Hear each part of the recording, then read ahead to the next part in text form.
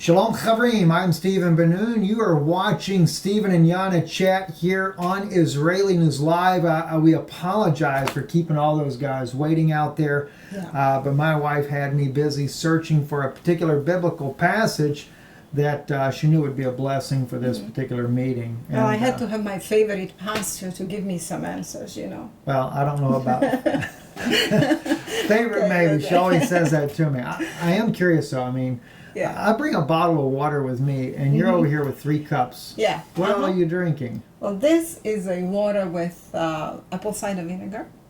So that's gross. All right, next. This is my green tea. I hope that's what that is. And I have my good cup of coffee with 1 spoon of cocoa, raw cocoa. 1 spoon of raw cocoa. All right. Yeah. So, all right. Sounds interesting. So, that's it. But anyway, and all I get is water. You see, she put me on that diet. I know it says Tiviana tea, but you know it's too clear. It's not going to be tea. So I'm not allowed to drink Coke. Where are the people here? Oh, you want to know where the people are? Well, everybody over here is in. Let me make sure which one it is here. We've got, well, not that one there. Here we go. There we go. Now we have everybody here on the live chat there. And hi, guys. Shalom. Shalom. Yeah, shalom, Texas, shalom. We have. There's a little drag in what they see and what we see. Because as you can see, I was still leaning over in the camera there, and you're just now saying shalom there. So, but we will take also from time to time on the chat. You talked about being able to take people's questions. So if you, as we go through this subject, if you've got some questions, save them. Maybe just have it ready to go. And what we'll do is at the end of the broadcast, we'll take about 5 or 6 questions there and see if we can't answer some of those for you. And we also want to thank, too, the moderators who always are here with us on, and I'm not sure who is in today, but yeah, we got Ashley right now. We got Christine. Thank you so much, sisters, for being there. The picture you see is really old. It's from the day when we met. I had a piano recital. Yes. People are asking. It was on the piano recital, and Steve was there. And I didn't have a beard. And I was skinny. And we met maybe a few days before. It was like really fresh, and I was so ecstatic that he just decided to make that picture, and it came out really well, right? I think it came out nice. I wish we looked the same right now. Okay, so a lot of years will do a lot of changes. Yeah, a lot of hours went through that time till now. So absolutely. Well, let's get started. I know Jana's got some very interesting things put together here. And I'm having to lean over because I can't see with the glare from all the lights in here. I can't either. But maybe we'll just go to Haaretz first. And well, no, number one, I think I wanted to start with the article from 2018. This one here on Breaking Israel News? Yeah, UN drafts resolution, abortion-assisted suicide are human rights. I'm going to blow it up a little bit because once we get into some of the article, we want to make sure that people can see this on the screen. Right? And you know, we had these series of conferences, and we are going to still have few of them coming. And we have been talking about... We have one coming up here in Orlando on March the 30th. And so you guys be watching that. It's already on our website talking about it. We're still in the details because we're trying to work out some issues as far as... we're going to probably have catering involved in this to some degree, so tickets will be a little bit more expensive because of that. And Dr. Pigeon will be coming in as well. And mainly because we found out through experience that when we have these meetings and we start talking during lunch, we don't get to eat with Steve at all. Because by the time it's, you know, the program is starting again, we just talked so much with people, we didn't get any food, and it was really hard to go till night. So we decided to have catering and a lunch, all of us together in one room, so that way while we talk, we can eat, right? Exactly, exactly. Right. So from 9 a.m. to 9 p.m., March 30th, in Ultimate Springs, Florida. That is outskirts here of Orlando. And don't necessarily think we'll go exactly to 9 p.m., but we have the facility that long. And we're going to have basically 3 messages, but they will be lengthy messages. We'll take a little break in between those. But we're certainly hoping that you guys will be able to come. Once we get all the details and find out the cost, then we'll be able to put this together where you can get tickets. We will also have it to where some tickets can be purchased at the door, but that's going to be limited because our space is limited as well. And we are having a guest speaker. Yeah, Dr. Pigeon is who I mentioned earlier. With his wife, yes, Stephanie. Very, very nice people. And the Etzef, well, you know, Dr. Pigeon and Brad also will be here. I don't know if Brad's wife will be able to make it, but they're going to be coming as well. And they'll be bringing the Etzef Bible as well that they are the publishers of. Scriptures is what Dr. Pigeon says is a better word for that. And always you get a discount, whether you order it online. If you just put INL for your code, they always give a discount for people that order it through Israeli News Live, and as well as at the conference. And I really appreciate the work they do. Tremendous work. Yeah, and, very nice. So. But anyway, let's get back to our chat. So the reason we are doing this is that during the series of our conferences, we talked about very difficult subject. And we talked about Jewish law, Holocaust, Sanhedrin, what's really going on in Israel. Is Israel the state of Israel true democracy? And we touched on Noahide laws. Yes. And a lot of people are not familiar with Noahide laws, and we were been doing here in INL a lot of research last year on Noahide laws and consulting lawyers and consulting experts and making sure that all these things you see online about Noahide laws are really true. Unfortunately, they are. And as I was presenting my speeches, a lot of, there is not much time on conferences, so a lot of people came to me and said, do you have any proofs that this is really going on? So I said, why don't we just start chat, and we will slowly show people that how this news about Noahide laws is coming directly from Israel, from very special rabbis in special places like Knesset and Mount Zion rabbis and politicians. So this is very, very important to understand right now at the end times, because we believe with Steve now that Noahide laws are going to be our new world order enforced laws. Yes, they are. A lot of people are worried about Sharia law, and they're passing Sharia law like in Canada or I'm not sure, I heard something about some law being passed in Canada, but Europe and so on. But people don't realize that Sharia law and Noahide law are basically the same thing. It's similar. Very similar, yes. Before we get into this, I want to show you guys. I took a screen capture. My wife told me I should do this, and I want to take real quick and show this to you guys as well. And to kind of explain something to you, I'm going to blow this up so you can see a little bit better. This is from Danun Institute, our teaching channel, for those of you that are familiar with that. And I don't know how well I can, I can move it around.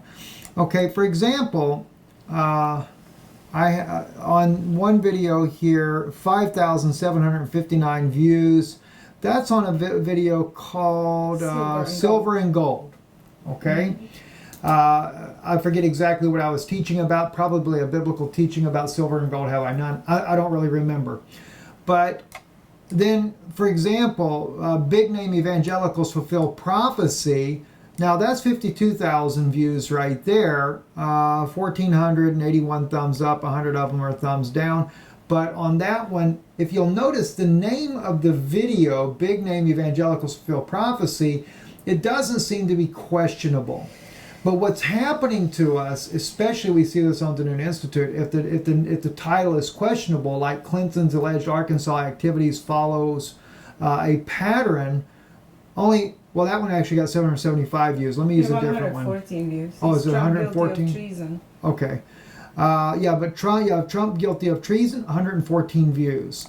Now, we normally average about 3,000 views per video on this channel, but 138 views is our government officials hiding illegal operations. And we don't believe that 138 people watched this. More people did. Well, even if you didn't know about the video, that's the other thing. It's about the children, not politics, 275 views. Anything that the government is guilty of or involved in, they are majorly, 97 views on children in America, prison camps like Palestinian children in Israel. They are majorly suppressing views on what we're speaking about. Now, get into Antichrist, 15,000 views. But again, why would a Catholic cardinal attend a Bilderberg meeting? down to 133 views. Yeah. You don't think that they're not watching what we're doing? Now, you don't see it as much on Israeli News Live as far as that small of numbers, but if you watch our videos, they should average about 35 to 45,000 views. But as soon as I hit one of those controversial subjects, whoa, way down it goes, maybe 5,000 views, something like that. They're trying to make sure the message doesn't get out. And I wanted you to see that because I had never noticed it before. I was actually looking for one of my old teachings and I saw that and I'm like, oh my gosh, I didn't even realize that was going on Dunen Institute because I don't really look so much as the view listing on there. But when I saw that, I realized we are definitely being monitored, and even Dunen Institute is being monitored. So there, and this is the reason why a lot of stuff we do is on Patreon.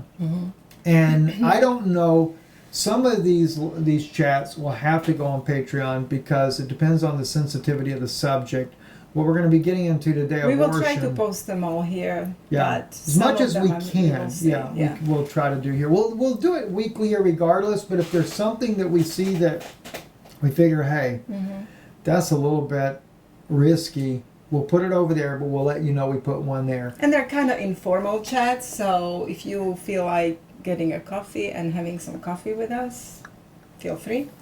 All right, except me. No coffee for me. No, just water for you. All right. UN draft, resolution, abortions, assisted suicide are human rights. Right. Take it away. Now, why did I bring this up? Because that's a last year article, but we know what happened in New York, right? What happened with abortion law. That's very distressing. But United Nations has drafted this resolution long time ago that abortions or assisted suicides are human rights. Now, as I was reading the article, of course, they agree that every woman has a right to her own body and decide about her abortion. But when you move down, can you please move down? It was very interesting to see what actual rabbis have to say about this. And it looks pretty good. I mean, they are speaking that very, very positive message. They don't like abortions, right? So let me just find it down here, Steve. You need to go like really down to... Okay. Give me the first part of the paragraph. Yes. You need to go really way down. Okay, here we go. Rabbi Yosef Berger. Way down, way down.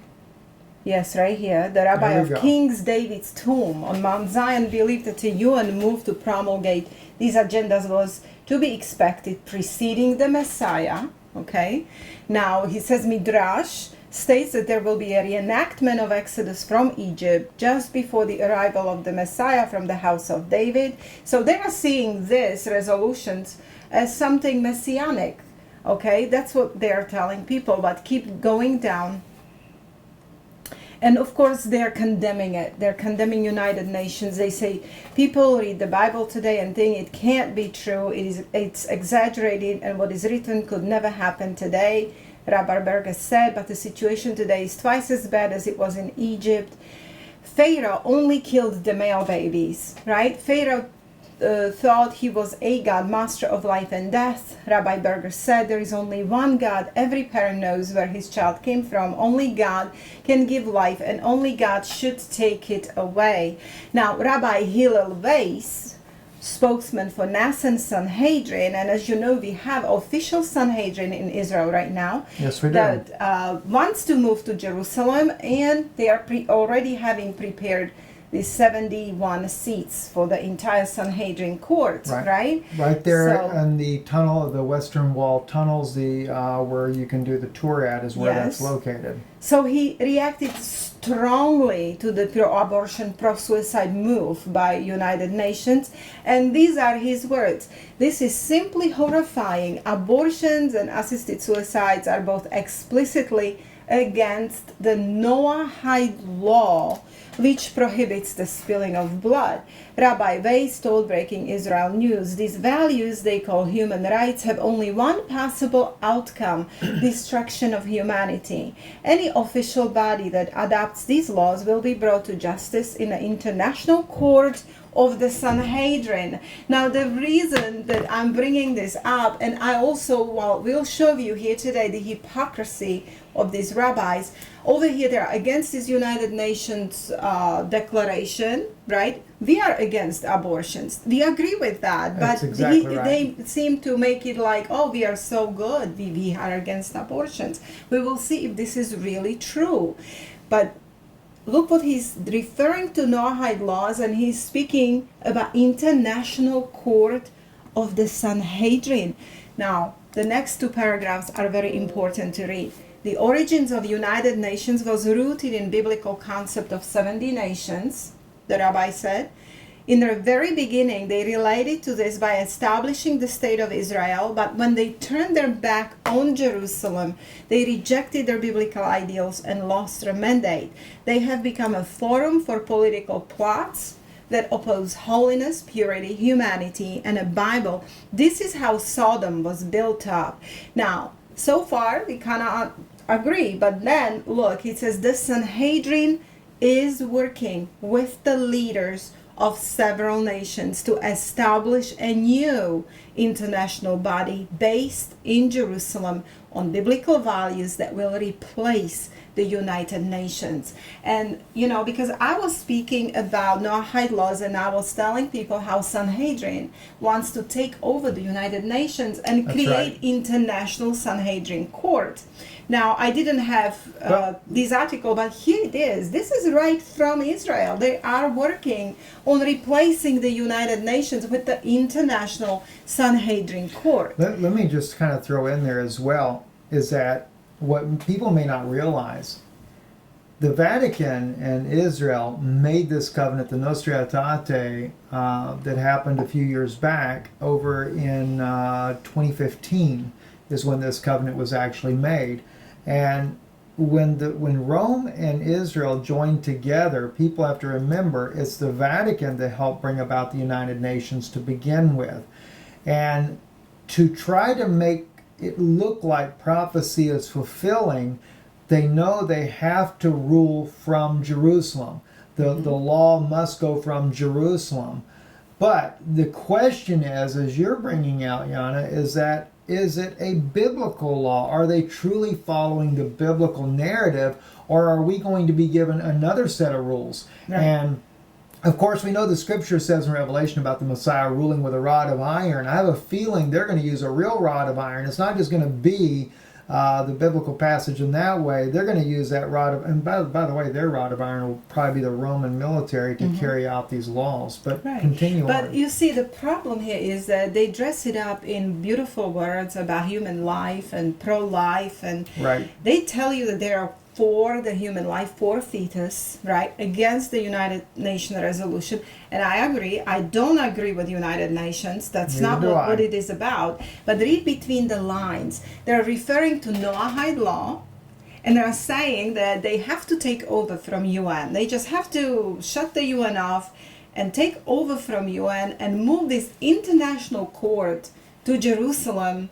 And there will be these 71 old male rabbis deciding the fate of humanity on this earth. So here's the proof that yes, this is in process right now. It is in Israeli sources everywhere, right? But now the another question is it really so that rabbis are against abortions? Well, let's see what's happening in Israel with abortions. Let's listen to this 2-minute video, Steve. All right. Forgive me, guys. I have to. It's hard for me to see. Yeah, this is from One for Israel Ministry. Very nice ministry in Israel. So why don't we just listen to it together?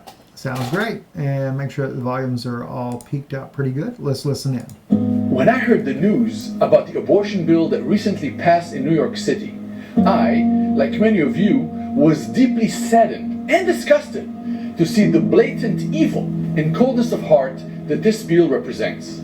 But even more shocking was the boldness and pride in which the city officials celebrated legalizing and promoting such gruesome murder. Moments like these make us take an introspective look at how our society can fall so far, and how the value of life in our society can be degraded in such a quick manner. You might be shocked to hear that in Israel, full-term abortion is also legal and paid by the government. Since 1948, over 2 million babies have been aborted in Israel. Women who get pregnant while serving in the Israeli Defense Force face a discharge if they choose not to abort the baby. The IDF pays for 3 abortions, no questions asked. Among Israel Orthodox community, there have been low grumblings of protest, but for a nation to where a woman's hemline or her seat on a public bus can set off a firestorm, the response from that community has been surprisingly muted to the increasingly liberal stance on abortion. Abortion is a global fight. This is what he's talking about, right? In Israel, they have full-term abortions. IDF supports it. IDF pays for it. They Up will to pay 3. Up to 3 abortions for free, as long as you want to stay in IDF if you're a woman. And if you want to keep the baby, you have to get out. You're discharged. It's just like you dishonored. You understand? Now this is in Holy Land, supposedly in a land of Israel that is supposedly upholding the Torah values. He's telling you the truth, what really is going on in Israel. But he's also referring what's really strange. The Orthodox rabbis in Israel have huge power in a Knesset. In fact, the Shah's party themselves is part of the Likud party, which is Netanyahu's own power structure, but they're doing nothing about it. They're doing very little about it, if anything, and we will soon see why. Well, you know, let me say this. In one article that I brought out with our listeners before, there was a lady that wrote about this in Israel, and she had actually said the Orthodox community first opposed the 9-month or the 3rd trimester abortion bill because she was arguing that they were against it because they felt like the Haredi community was being targeted. That's the ultra-Orthodox group because they have the most children. Once it was assured to them that they were not the target, that they just did not want the Palestinians to outnumber them in the land, then they allowed the abortion bill to be passed. Right. That's just how evil it can get. Exactly. So the thing is that he's telling you that they are angry when woman sits up front in a bus because it's wrong, because women and men have to be separated. According to Orthodox rabbis, women are second-class citizens. They have to be in the back of the bus, and they're arguing over that, and they bring big voices over that in Israel. However, here abortions, killing of babies up till birth, and there's hardly any voices. So in this article about the UN, when Rabbi Weiss was speaking, do you see the hypocrisy? Why they don't take care of their own laws first in their own country? Exactly. And now they are saying and justifying that they want to bring international Sanhedrin court over these issues. They say, oh, UN can't, UN is making wrong decisions. We need Sanhedrin court to give a proper decisions for the world. But yet, look, they're not even taking care of their own issues in their own country. Exactly. You see that? So maybe play a little bit more. Like many of you, was deeply saddened. Oops. I messed it up. Has been surprisingly muted to the increasingly liberal stance on abortion. Abortion is a global fight for the church, and our ministry in Israel is on the ground seeking to help Israeli women to choose life. That's right. Part of the reason that many here seek to... So these are the true believers in Israel that believe that life of fetus starts right at conception, right? Life of a person, right? So let us go to this 3rd slide, Steve, because we want to explain what the Jewish law or halakha really believes on abortion. Let me see if I can find it here. This one here? This is an article from Haaretz. It is also an old article from February 12, 2014. But as you go through these articles, you can kind of find out what they are believing on abortion. The Jewish law is called halakha, by the way. When you refer to halakha, this is a Jewish law. And Israel is ran by Jewish law. In fact, that doesn't necessarily, though, mean Torah. That is also Talmudic. Well, that's exactly what it is, and we'll talk about it very soon.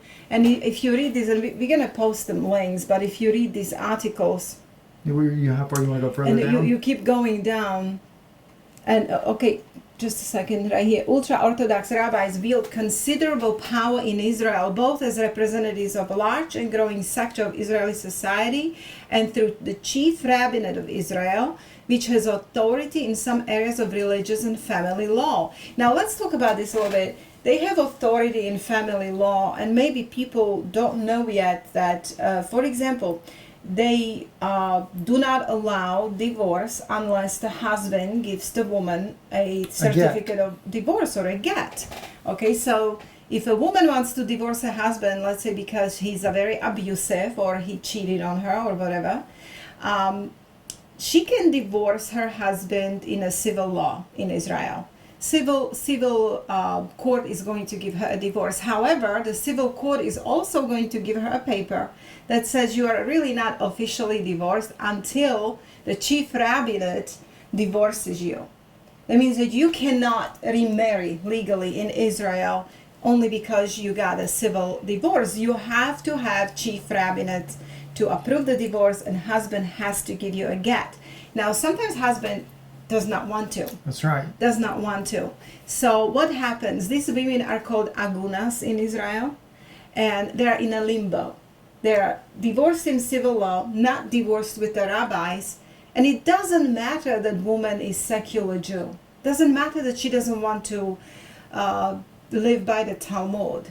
That's the law of the land in Israel. You have to have a get from a husband. So you are aguna. And the man's voice is still considered more prominent than the woman. I mean, it's almost like we had during slavery here in the United States, or even after slavery, during the times of in America when the black community was still looked down upon, like you mentioned about the bus issue earlier there, and we had segregation. Right. You have this very still alive and well in Israel, and just like in a lot of Muslim communities as well that go through the same thing where the women are more suppressed. Yeah, so the point is that Orthodox rabbis have a huge impact on people's lives in Israel, and Israel is ran by Talmudic laws in many areas. So when it comes to abortion, their kind of muted response is very surprising. And when you see them, talking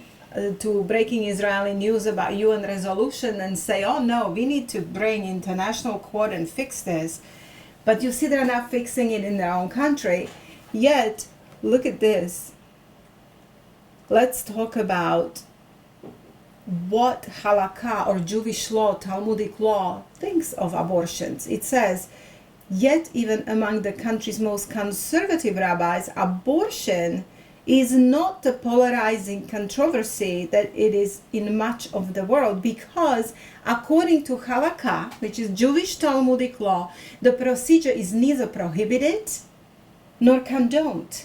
Now, as you go down, one rabbi is going to actually explain what they think of abortions. Unlike Christian doctrine, which claims that life begins at conception, which is true, which we believe, even the most stringent interpretations in halakha do not view the fetus as nefesh or human being.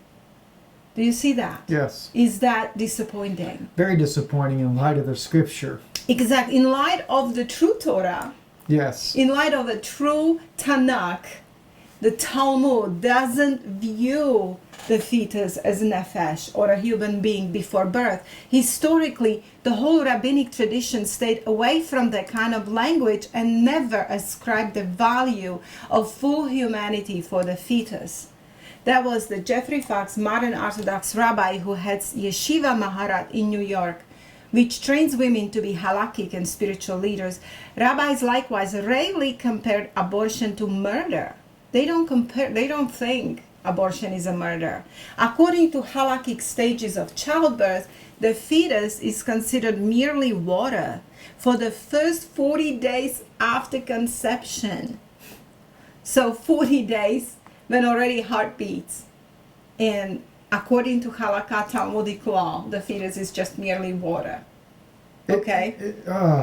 Some interpretations recognize the fetus as human with all the associated rights and responsibilities as late as the third trimester, and in rare cases when a fetus may fatally threaten the mother's life, it can be removed up until crowning phase of delivery. Okay, so this is why there is this muted response of rabbis in Israel, where Israel just allows abortions even before they came to New York. This, since how long Israel has this law that they can abort baby up to birth? From all the way from the 2 years after the state was a nation, With only 1948. Or actually, when they became a nation, they were already legalized, which is kind of interesting. We didn't even have it legalized in the United States at that time. Right. Think about that. Since 1948, as the believing brother in Israel said, Israel has aborted children. And I don't know when the actual full legalization was enacted. I know there was different debates back during the 70s on this issue.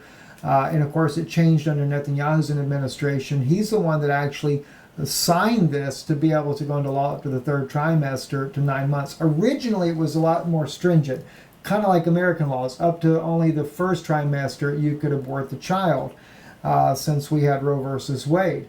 But now it's much different in Israel because Prime Minister Netanyahu, who many people, we've heard Mike Evans anointed him to be king over Israel, not once but twice. But the thing is, I don't care who anoints the man. If you're doing all these acts, is that God's choice? Well, no, because you know how Yeshua said, you shall know them by their fruits? That's right. By their fruit you shall know them. He didn't say you shall know them by their words.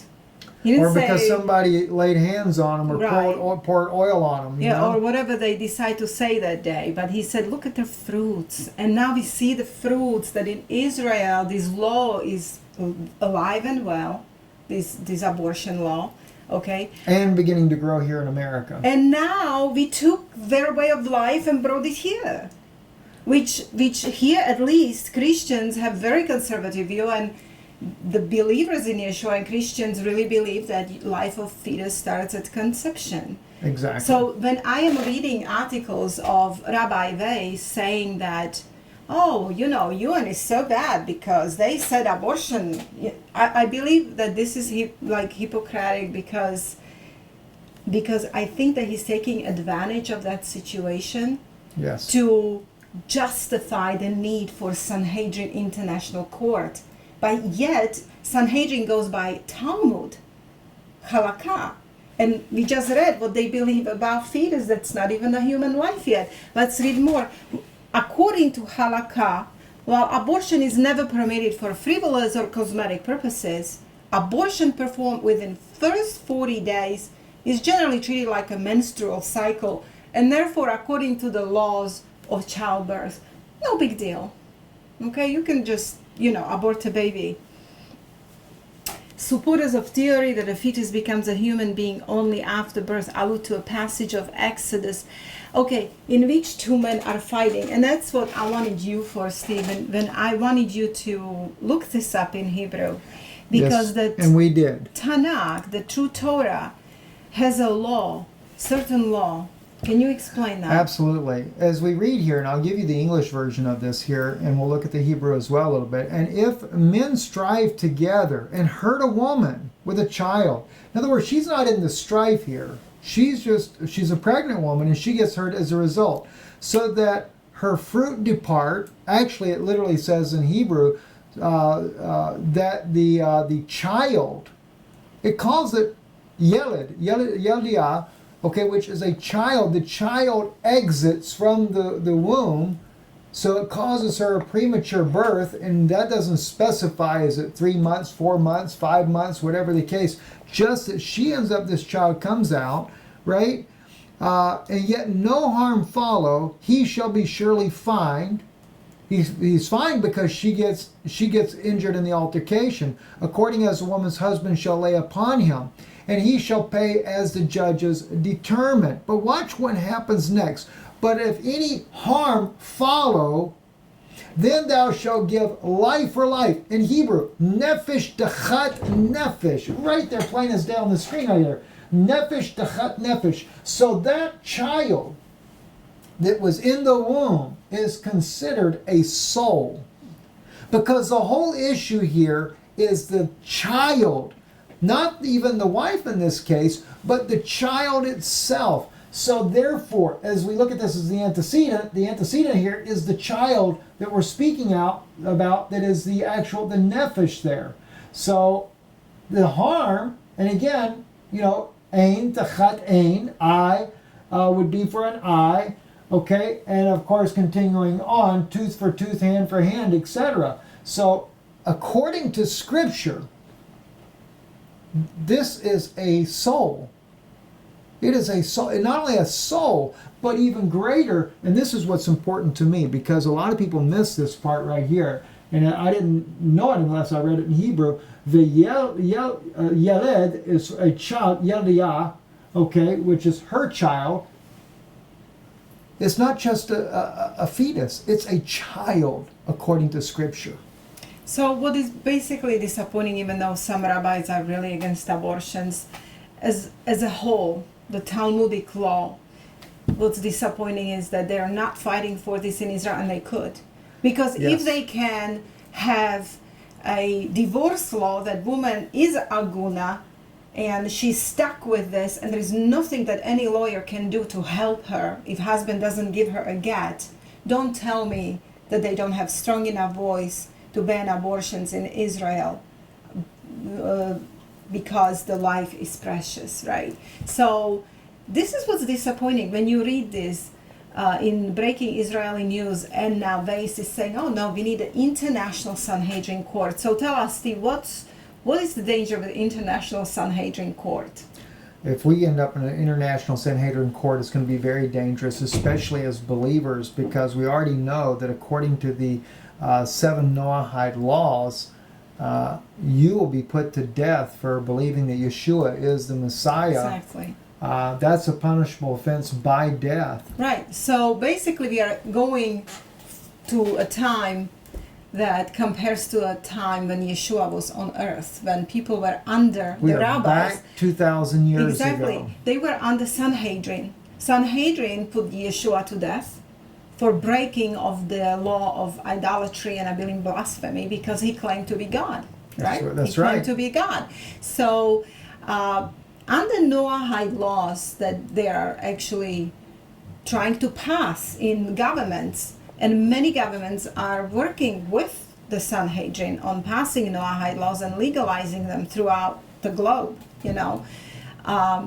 the danger of this is that these 71 rabbis are going to have a major control of everyone's life. And it's not the true Tanakh that they're bringing to Israel. They're bringing to Israel Talmudic law. And if you can show them a slide, I want to show to people how Benjamin Netanyahu in 2014... Did we pull that up already? Or? Yeah, I think you did. If you didn't, then just... I pulled up 3 slides. Was there a Oh, there is a number 4. I me? emailed it to you.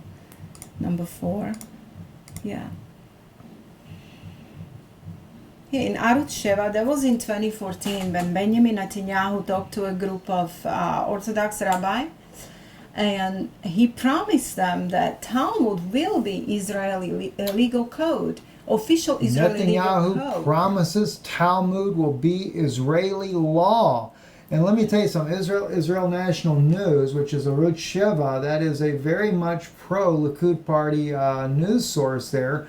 There's a lot of things I like about Israel National News, but then again, when it comes to things like this, though, you have to understand, this is what gets me, Jana, is that as I look back at this 2,000 years ago, and I think about when Yeshua was here, what he was faced with a Sanhedrin court, he was faced with a high priest, he was faced with all the legal system, including Rome being in partnership with Israel, thanks to the Maccabees. And of course, the Maccabees, according to one historical source, was a slave class, interesting enough. And they usurped the priesthood. They had taken over Aaron's son's place. The Zadok priesthood were thrown out of the city. They went to Qumran. And we also had even the King David's authority as king was usurped. Where are we at today? Again, we have Rome and Israel have made a covenant. Yeah. Rome also back in those days was conquering the known world. They had conquered the known world. They are working now with the U.S. military as the Roman military of today, and the Apocrypha of Abraham. I look at it as only as a historical document, but if you read Shimon Peres gave 60% of Mount Zion to the Pope. Absolutely. Right, and so we have all the same scenario today. The Sanhedrin's back in power. We have the high priest has already been elected to who's going to be the high priest, and they're bringing about Noahide laws for a global scale with Rome's help in doing so. In fact, as we brought out recently, Jana, from your research, was that Pope Francis, when he was just George Bergoglio, the cardinal, even he himself, but he had sent his own bishops from South America over for training of Noahide laws at the Noahide Law Center there with Rabbi Shlomo Riskin. That's right. So they had been preparing this. This is how Francis got in to be the Pope too, by the way. He got in because he was chosen to get in, because Israel and the Vatican had been working for years. I was told to shut up. I mean, you know that. Lori come to our house. She spoke for a special envoy of the United Nations, and that's where she revealed to us. I made her nice soup and lunch. And we've always considered Lori a friend, and our desire was that she would wake up too to what was really going on. But I'm afraid that she just was too deeply involved in this, because when she left, she went right back to it. Well, we have to be careful when we support Israel what we support, because which side we are on. We know when Yeshua was here in the land of Israel, there was also the two sides, right? There was the Sanhedrin and a Jewish law, and people enslaved to these traditions of the elders. Back then, Talmud wasn't codified yet. By now, it's codified. So these traditions of the elders today are the Talmudic halakha laws, and we see that they're becoming a legal system in Israel now. Yes. Let's see. Can you move it up? It says here, Prime Minister Benjamin Netanyahu reportedly revealed at a Likud conference on Wednesday some remarkable facets of the basic law he submitted last Thursday, which would enshrine Israel's status as the nation state of the Jewish people. Now, that was in 2014. You know what happened last year with Trump moving embassy to Jerusalem. Yes. They have passed the nation state, that Israel is a nation state of the Jewish people. Back in 2014, Benjamin has promised that when this happens, he's going to make Talmud the legal code in Israel. Well, it just happened last year. The head of our president is on Sanhedrin coin. What's surprising? That's exactly right. What is surprising that many Christians are happy and proud about it. And they forget it was the Sanhedrin that condemned Yeshua to death.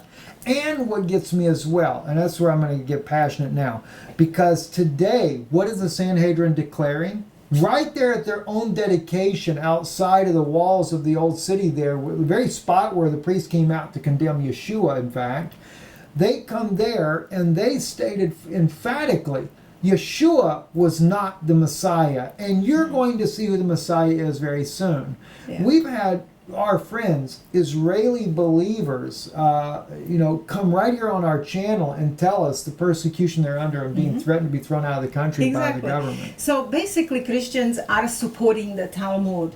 They're on the side of the Pharisees, right? Some of them just don't know. They're doing unknowingly in ignorance. So this is why we are doing what we're doing right now here, to kind of wake you up from the sleep. Now, here we go. This is what Benjamin Netanyahu said, I'm quoting him. I am going to personally be involved in the law defining the state of Israel as the nation state of the Jewish people. It is a very important law that will influence how Israel will look in the future.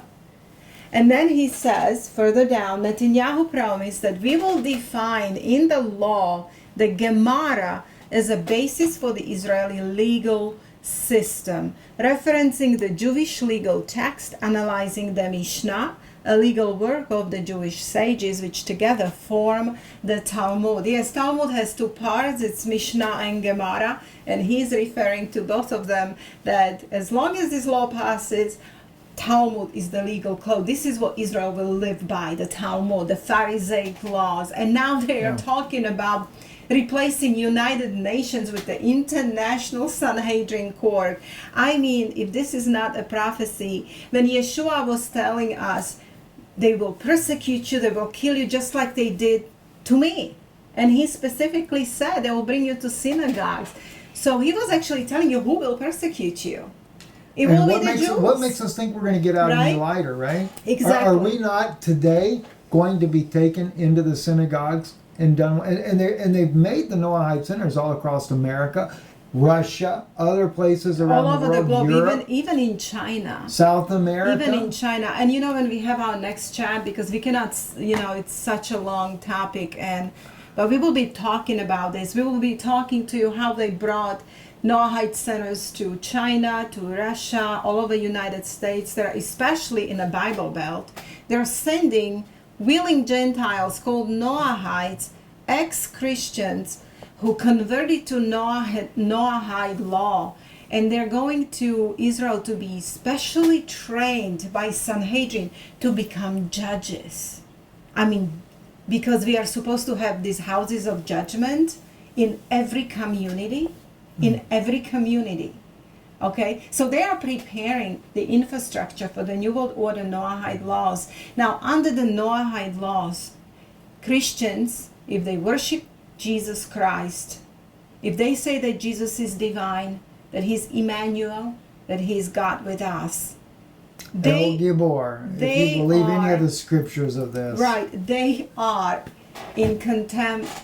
No, how do you say it? They are actually... You'll be found guilty. According to Noahide laws. You're in contempt of court. You're actually guilty of blasphemy and guilty of idolatry. Right, guilty of idolatry. As defined by the Orthodox, not the Orthodox community, but it's defined by the Talmud itself. Because the Talmud, if nothing else, is making the Talmud the law of the land. Think about this just for a moment, guys. Yeah.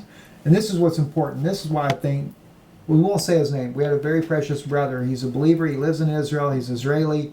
And he said, I can't come on the broadcast. But he told Jana in a letter recently, he says, listen, sister, he said, Netanyahu is going to bring a war to this country. It's going to kill a lot of our people. He's inciting that violence. This is why we tell you these things. This is Israeli believers that know this, right? It's not our own opinion. Next time I'm going to read you that letter. But I can read. We can do it without his name. But he said like this, he said, look, he said, after that war is over, he said, who do you think they're going to persecute? It's going to be all the believers here, the Israeli believers. Now, not if you're Catholic, because the Vatican is already teaching their people that Jesus now is only a prophet. Yeshua is no Messiah. Right. Like Hagee said, he kind of recanted a little bit after we did the video the other day, but that's what they're going to go with, that he's not the Messiah, and that he's just a prophet, and he was a Jew. See, that's why there's this big push about back to Judaism.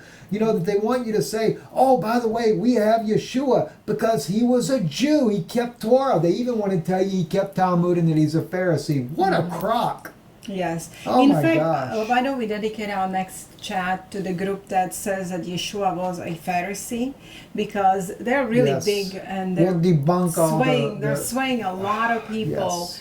And they're trying to tell you that Yeshua was a Pharisee and that he believed the Talmud. So this push on Talmud is really strong right now. And we have to read in between lines. This is the danger, I would say, too, Jana. This is the danger. And listen, Hebrew Roots, we love our brothers and sisters that are Hebrew Roots. In fact, we're on Hebrew Nation Radio.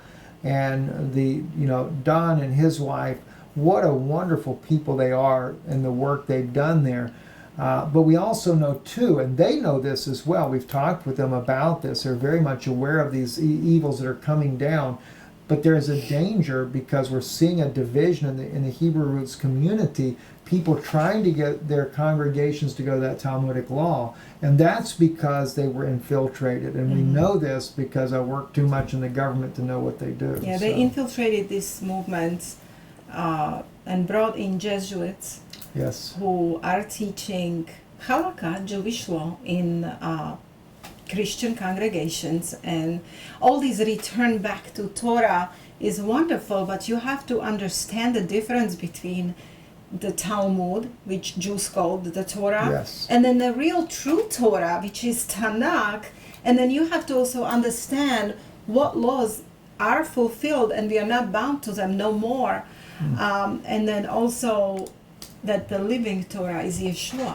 That's exactly And right. you cannot have the Father without a Son. That's like a basic tenet in these Hebrew roots movements. When people are studying laws of Old Testament, just remember you cannot have the Father without the Son. In order to have the Father, you must have the Son. All right. I know, and we've been getting close to an hour. Oh, I think we should going try to to- get yeah. into some of the questions Now, that the questions people only have. if they pertain to our subject. So Yeah, so keep it like that, please. And we're going to take 5 questions. And so if we can, let's just take, and we'll wait to see what questions might be, but we'll take 5 questions if you have any questions on this. And if we can hold our comments just long enough to get some of these in, then we can go with that. And we really appreciate you guys so much. Okay.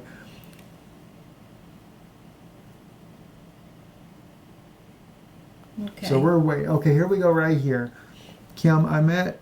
Okay, wait a minute. No, it's still someone else. So Okay. if you guys are listening, Neon Third Temple, no, it's not. It's an AI city by Mount Sinai. Third Temple will be in Jerusalem. Will the okay, hold on. Will hang the on. Noahide laws? Where's the question at so I can see it there? What can we do? What can we do? Okay, first question, what can we do? What can we do is make people aware. I don't believe, Scripture does speak of the time when believers are going to be beheaded for witness of Jesus. So I know that this is coming, right, Steve? Because the question is, what can we do about this? What we can do is be vocal about it, Yes. take as many people out of worshiping of Israeli state as we can, because we are not to have idols, and worshiping of Talmudic Israeli state ran by Freemasons is idolatry. So when we support Israel, we have to support the believers in Israel and a gospel going forth in Israel. That's the way you support Israel. The true Christian does anyway.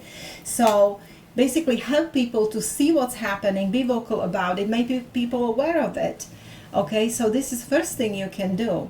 Now the second thing we can do is just trust Yeshua in this for our safety. And maybe it will be time and we will have to run to the woods. I don't know. Yeah. And some of us will have to die maybe. And The thing is if we look at Yeshua, because another question, and I'm not Kelly, I'll come to your question in just a second, but Giovanni, it said, do you think that history is a path to understand prophecy? okay. We'll go back to that one just a second, because it's kind of like what you were saying. Yes, history is certainly a path for understanding prophecy, but it's also the history we can use this in answering that first question.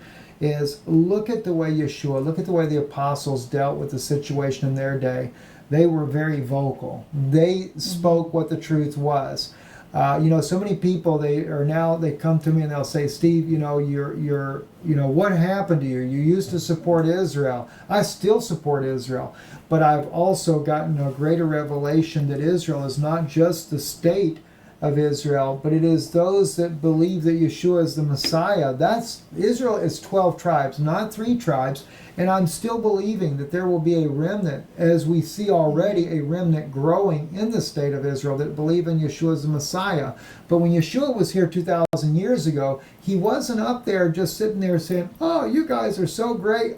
You Pharisees, love you guys. You're preaching a great thing. Keep up that Talmud there. Make sure you get the Mishnah going just right. Put it in print, by the way, guys, so that we'll have a law when I return. Let me give you an example. A lot of Zionist Christians will send money to IDF, for example, right? The most moral army in the world, which we can talk about on chat later as well. And maybe we can have sometimes some guests, maybe Eran Efrati will agree to come on.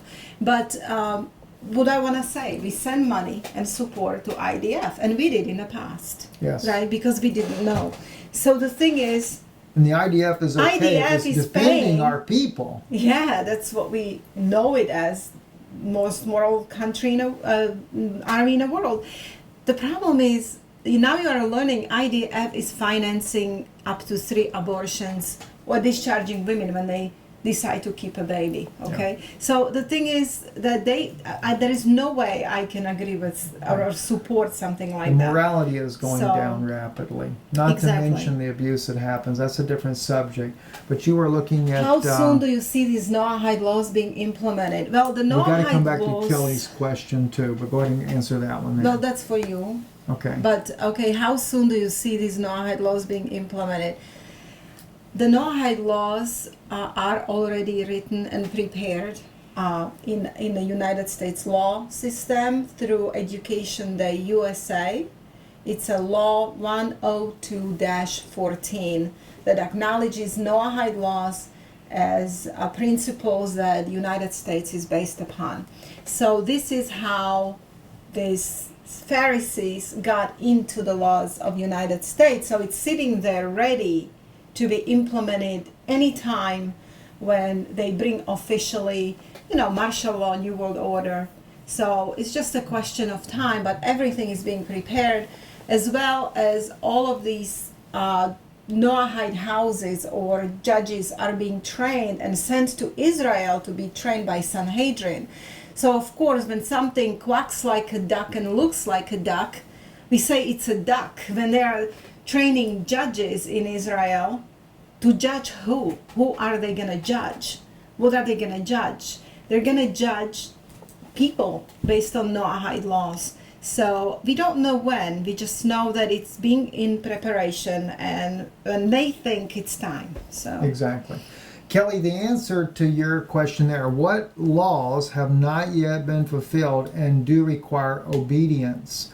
Okay, as far as the fulfillment, I know where you're probably looking at is as far as like in the feast days, etc. And that's something I'd probably have to get into in a separate message altogether, because a lot of people are looking at Yom Kippur, for example, which has not been fulfilled as far as a prophetic passage there. That's Zechariah 12's prophecy where they look upon him whom they have pierced. Now, according to the Gospel of John, it was fulfilled, even though we say that it's not. It's fulfilled, in my opinion, it's a compound fulfillment. So it kind of goes along with Javami's question too, because I see it in Zechariah 12 where families, such as they're identified by family name and not by tribal name, which tells me there's still a future fulfillment to that law. But as far as what we should be keeping as far as obedience, all we have to do is look at what Yeshua said. And it's also written in the book of Revelation where it says they keep the commandments. And Yeshua says about the rich young ruler, as we term it, that comes up to him, he says, what must I do to receive eternal life? And he said, thou knowest the commandments. And he actually does not name anything from Levitical law whatsoever. There's no 613 laws that he speaks about, but he only begins to state those commandments that were of the 10 original that was given to Moses, which includes the Sabbath. And he only names part of those. And he says, these have I kept since my youth. But he said, but thou lackest one thing. If you want to be perfect. Now notice the way he said it. If you want to be perfect, you lacked one thing. And that was go sell what you have and give to distribute amongst the poor. So those are the commandments that we need to be keeping, are the original 10 that was given to Moses that he gave to us. And that sums it up right there as far as what commandments we keep. Next we have two more questions we can take. Will these laws be worldwide or just in Israel? The laws will be worldwide. They're being implemented in a country's law system. The Jews in Israel, or Sanhedrin, sees themselves as the fulfillment of Zechariah prophecy that the law shall come out of Jerusalem. So they're moving from Tiberias to Jerusalem, the entire Sanhedrin court. They're going to stop United Nations. That's according to them. That's what they are actually working at right now. They want to stop United Nations or dismantle it, and instead of United Nations, they want to implement international Sanhedrin court ran from Jerusalem. They want to train judges for the Noahide laws, to judge the 6 Noahide laws. There are 7 laws. However, the 7th says that you need to create like judgment system to enforce the previous 6.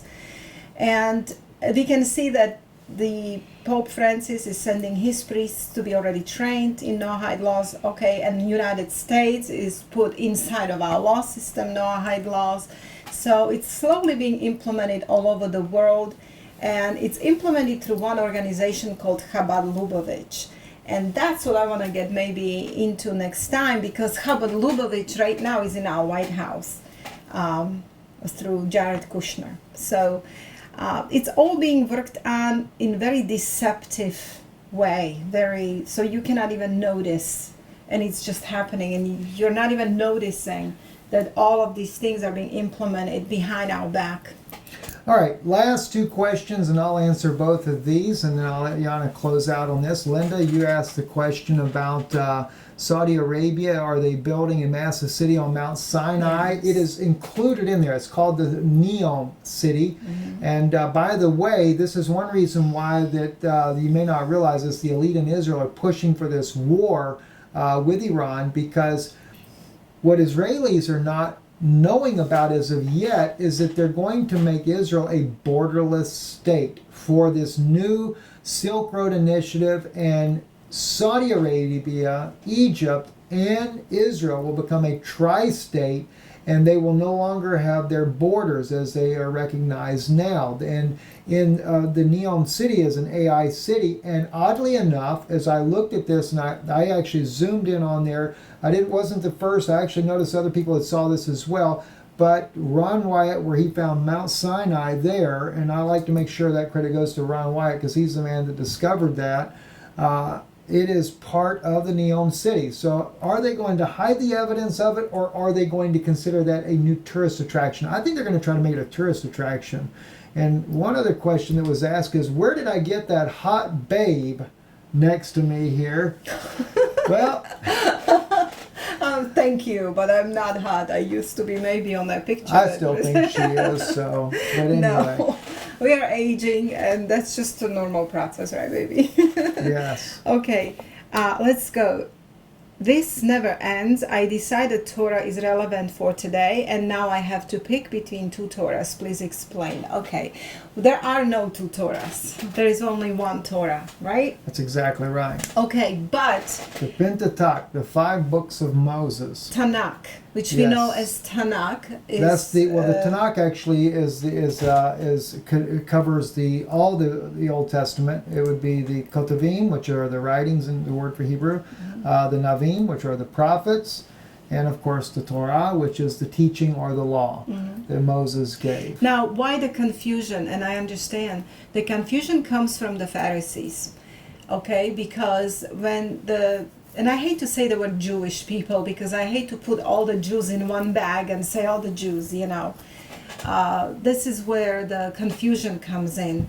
But the Orthodox Jews, or the Jewish law, or the Judaism today, is based on the Talmud.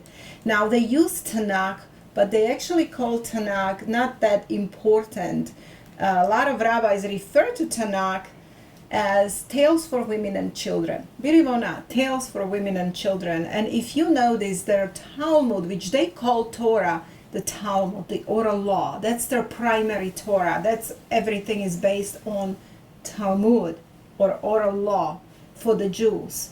So when they say Torah, you have to ask them, define Torah. Tell me what you mean by Torah. And they will tell you Tanakh, they will tell you oral law, Talmud, Babylonian Talmud to be more specific, and then they might throw in their Tanakh, right? They call it all together as Torah. However, that's very deceptive, because the true Torah is and the prophets are also very much they're lowered down, and people may not know that. I've been in too many debates with the rabbis and synagogues that I would attend from time to time, and or like David, the Psalms. That's just David. That doesn't really count.